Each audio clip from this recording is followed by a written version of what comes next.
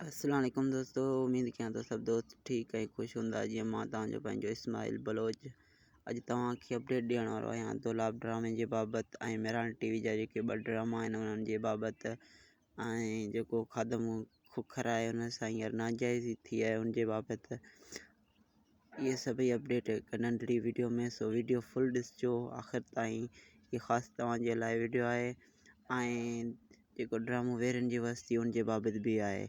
सो इन वीडियो खे फुल ॾिसिजो। चैनल ते नवां आयो त चैनल खे सब्सक्राइब करे छॾिजो। बाक़ी हलूं था पंहिंजे मेन वीडियो जे तरफ़ त दोलाब जी अपडेट ॾींदासीं त दोलाब ड्रामे जेको अॻियां नेक्स्ट एपिसोड आहे उन जे प्रोमो में छा थींदो। प्रोमो में इहो थींदो त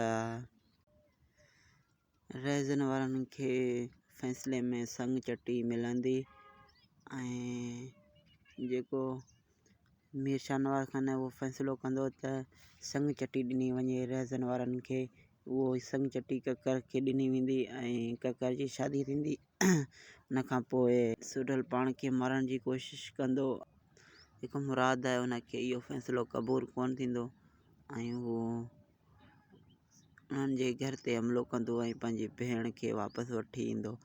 ऐं वेरनि जी वस्ती ड्रामे बाबति ॿुधाईंदासीं त वेरनि जी वस्ती में अज़ीज़ कमराणी जेको ज़हर ज़िंदगी में राणे जो किरदारु कयो उनजी एंट्री थी वई आहे ऐं उहो वॾेरे जे करैक्टर में आहे, वॾेरे जे किरदार में आहे।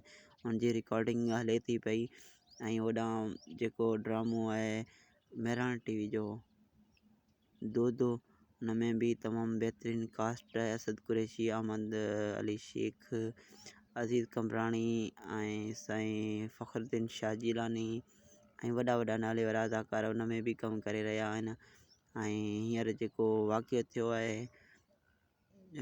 खादम खोखर खूनी माण्हू सां जंहिंजे घर ते पुलिस जेको चढ़ाई कई उन जे बाबति उहो त उनजे खादम खोखर जो इहो बयानु आहे त मूंसां इंसाफ़ु कयो वञे। कल्ह टियों ॾींहं खां वठी खादम खोखर फेसबुक ते लाइव आहे ऐं फेसबुक ते पोस्टूं हलाए पियो त मूंसां इंसाफ़ु कयो वञे।